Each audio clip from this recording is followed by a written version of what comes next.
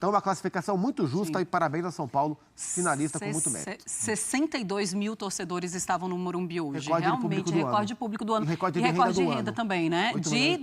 8 milhões. 8 milhões foi a renda para esse jogo de semifinal da Copa do Brasil. A gente está de volta já com os melhores momentos para vocês da partida lá no Morumbi. Enquanto isso, já dou boa noite para os nossos comentaristas. Eles também vão falando sobre a partida. Um beijo para você, Fábio Luciano, conosco. Boa noite, bem-vindo ao Sport Center. Oi, Marcela, boa noite a você, boa noite ao Zupac, boa noite a todos, né?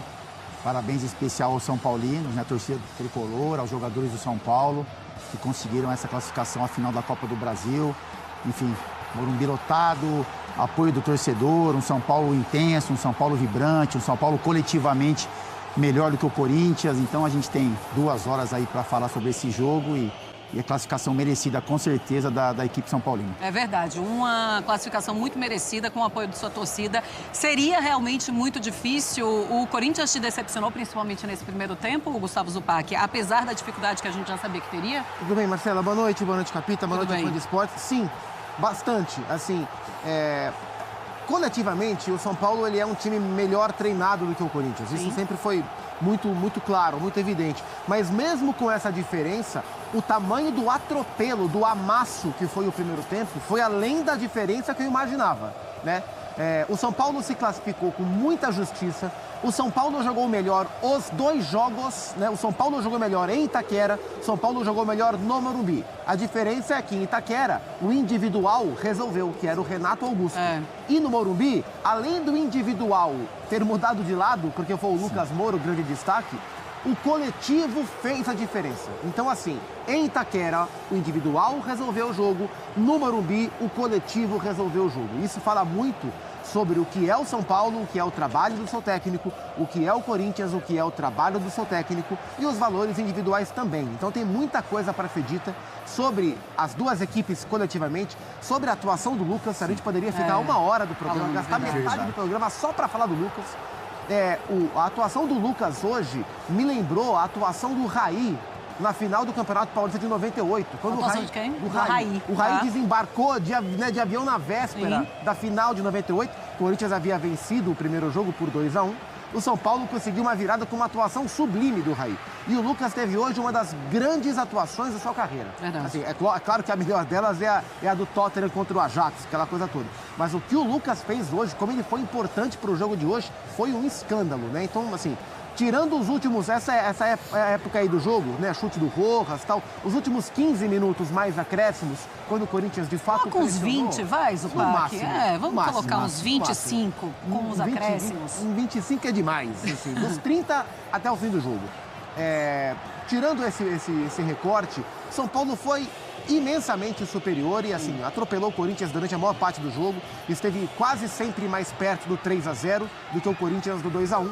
E por isso, com toda a justiça, numa noite que o tricolor nunca vai esquecer, o que foi vivido hoje no Morumbi não será esquecido jamais por quem jogou e por quem foi arquibancada.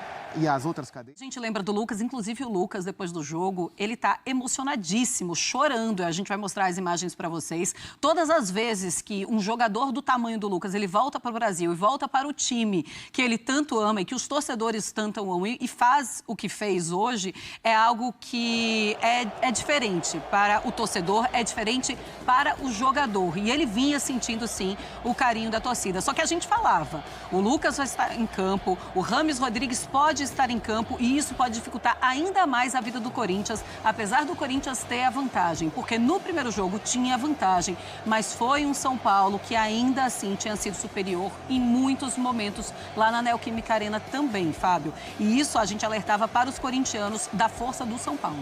Não é isso, Marcelo. O São Paulo é um time coletivamente melhor do que o Corinthians, né? Como o Zupac falou, no jogo da Arena, brilhou o nome, né, e toda a experiência do Renato Augusto, com jogadas quase que individuais, né, chamando toda uma responsabilidade. E aí tem-se uma atmosfera também. Então, na Arena, o Corinthians foi foi muito mais intenso do que o jogo de hoje, mesmo o São Paulo coletivamente sendo melhor.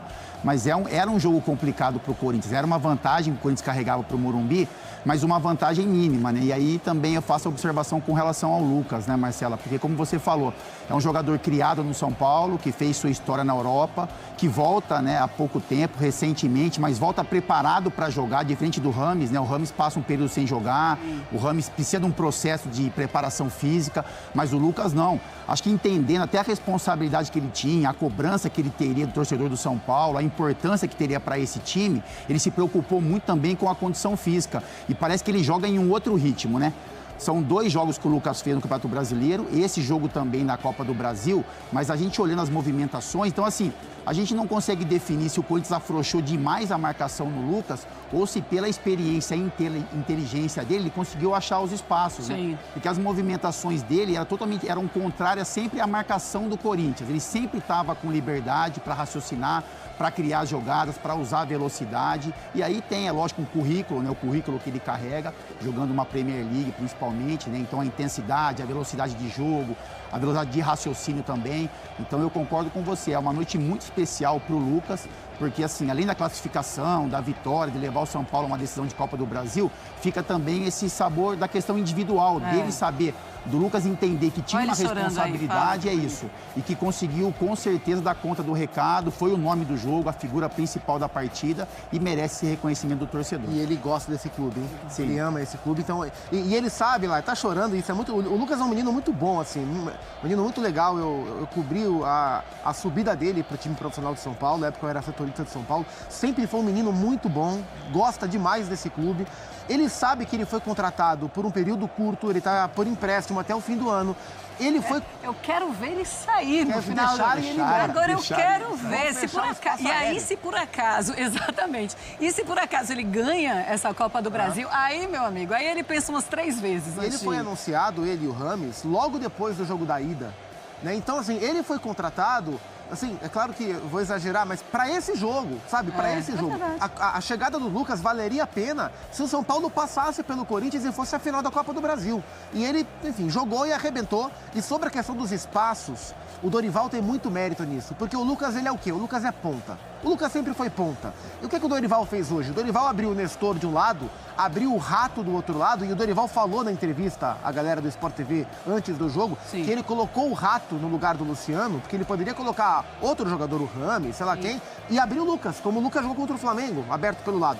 Ele coloca o Rato para dar amplitude, para abrir a linha de marcação do Corinthians. Ele gosta de jogar aberto. Para obrigar o Corinthians a espaçar a sua linha de marcação.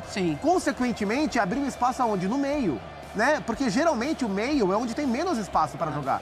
E a maneira que o Dorival montou o time do São Paulo, ele obrigou o Corinthians a largar sua marcação, com o Rato de um lado, com o Nestor do outro lado, e isso gerou espaço para o Lucas. E aí o Lucas foi muito inteligente, como disse o Capita, se deslocando com muita inteligência, vindo buscar a bola mais atrás do que a gente está acostumado a ver o Lucas buscar, porque ele também é um cara, assim, primordialmente de velocidade. Então, se ele busca mais atrás, ele consegue acelerar com a bola. Se ele busca muito perto da área, tem pouca margem para aceleração.